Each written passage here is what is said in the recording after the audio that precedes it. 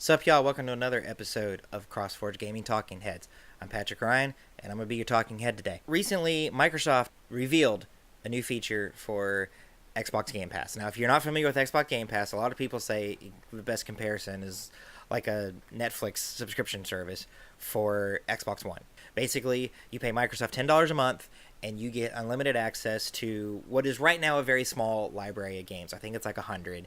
You get things like Halo 5, Gears of War 4, Sunset Overdrive is in that. A lot of it is things that Microsoft produced or had a hand in developing or published or whatever. There's other games like NBA Playgrounds is in there. I've seen some Ubisoft stuff. I don't think I saw a whole lot of Activision, but a lot of indie games are in there. Limbo was in there. That's the kind of thing that you're going to be seeing in Xbox Game Pass. Microsoft just recently announced that going forward, all first-party title games on the day they launch will be available for Xbox Game Pass subscribers. That is quite honestly a phenomenal deal. We're talking Halo 6, when it eventually comes out, is just available for you to play for $10. If you're the kind of person who just plays the campaign and then you're done with that game, you could potentially play that game for $10 and be finished with it.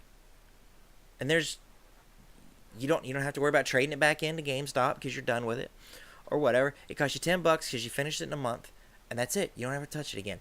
Gears of War 5 will be that way, and I know like these are games that haven't been announced yet. They did announce that the very first game that's going to be launched on day one with Xbox Game Pass is going to be Sea of Thieves. That's the Rare developed game where you play as a pirate, and you and I think 3 other friends are pirating a ship, and you're out there, and it's a games of service as a service kind of thing, but without the MMO price tag of you pay the $60 for the game, and then it's whatever $15 a month or something like that. It's more along the lines of Destiny, when I'm sure there will be microtransactions and things like that to help them maintain the servers and stuff like that. And let's not forget, you do have to pay for Xbox Live Gold to even be able to play these things online in the first place.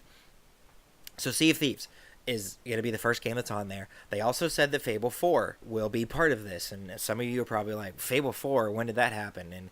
And I'm not a big Fable guy, so maybe it's just that I wasn't paying that much attention and don't care that much, but Playground Games, who develops Forza Horizon, is working on Fable 4, which, if you're a Fable fan, I think that's great. I think that's awesome. One big way that Game Pass is different from PlayStation Now, which is the PS4 service, is the PS4 service so that they can run older PlayStation games without having to have an emulator present in the PS4.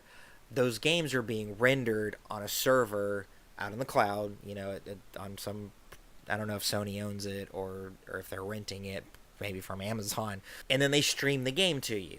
And for a lot of games like The Last of Us, which don't require really fast reflexes, that's fine, because there is a tiny bit of input lag. I will be honest, how little input lag there is, it, of course, depends on your internet connection, but it's kind of impressive.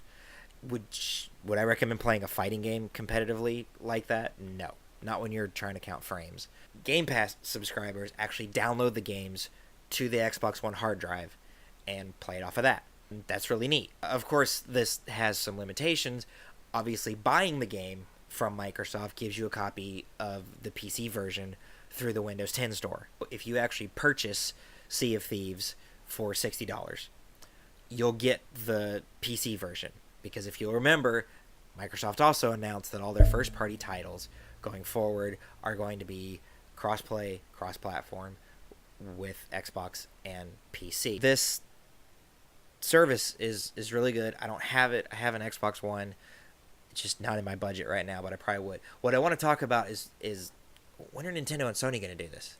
I mean, it's amazing, and I'm not so big into Sony as I am Nintendo. And I think even if you're not really big into Nintendo, if Nintendo just said, hey, for $10, $15, even $15 a month, let's be honest, because their library is really good.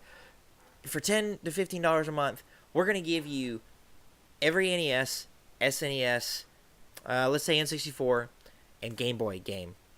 You just have it. As long as your subscription is up to date, you just have this. Optimize them for the Switch and to look really good on your HD TV, so everything's going to play really nice. And I think that would be awesome, especially if you download the game to your Switch device instead of doing like Sony does, streaming it. Although, to be honest with you, streaming a game like Super Mario World would probably work, because I would imagine the input lag on that would be next to nothing, because there's just not a whole lot there to load. I mean, that would be really great. Imagine if Sony was like, hey, all the God of Wars right there on your PlayStation. And I get that a lot of people are like, well, that's what PS Now is. And yeah, sort of, but you have to stream it. And a lot of times, I think PS Now doesn't have new stuff. So like when God of War 4 or whatever it's called, with old man Kratos and his kid, comes out, that's not going to be on PlayStation Now. A lot of new games don't show up on PlayStation Now. They show up much later. And Microsoft is they're putting their foot down, and they're like, this is it. This is the future of gaming. Now, a lot of you are like, well, yeah, but Microsoft's first party roster doesn't even compare to Sony's, much less Nintendo's. I mean, let's be honest. If we're just talking about first party software, Nintendo has everybody crushed. And then there's Sony, and Sony's doing really, really, really good. God of War is really, really, really good. Infamous used to be good. That Second Son was garbage, and I stand by that. I wasn't crazy about The Last of Us, but it got perfect 10 scores on a lot of places, so I'm in the minority there. The Uncharted series does really well. They've brought back Crash Bandicoot. The Gran Turismo, I realize, is kind of getting its butt stomped by Forza, but it's a good game that's out there. I mean, Sony's got a really, really, really, really solid, excellent first-party lineup that goes all the way back to the original PlayStation. Microsoft, in recent years, has struggled with this, and they've canceled a lot of really, really good games, or a lot of games that look like they were going to be good. I guess I don't actually know. And Crackdown 3 has taken forever to come out. You kind of look at it and you go, what are we dealing with here? Is this really something that we should even care about? And I mean, I do think it is.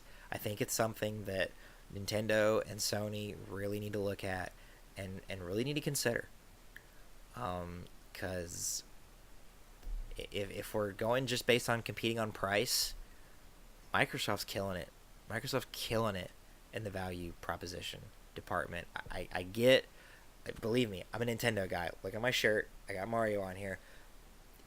Buying a game that comes out on the Xbox One or the PS4 that also comes out on the Switch, I'm going to get on the Switch because it's handheld. So that's what Nintendo's got going for them. Microsoft right now has the subscription service going for them, and that's really good. Sony, I don't really know what it is Sony's doing, but they're obviously doing something right because they're killing it out there with that PS4. But I think Game Pass is really good. I think it could easily be the future of gaming, and I'm really, really, really excited to see what they do with it in the future. Anyway, that's all I got to say for now. This is Patrick Ryan, otherwise known as Huge Cow Patty, or HCP for short, here for CrossForge Gaming Talking Heads, and I will see you next time.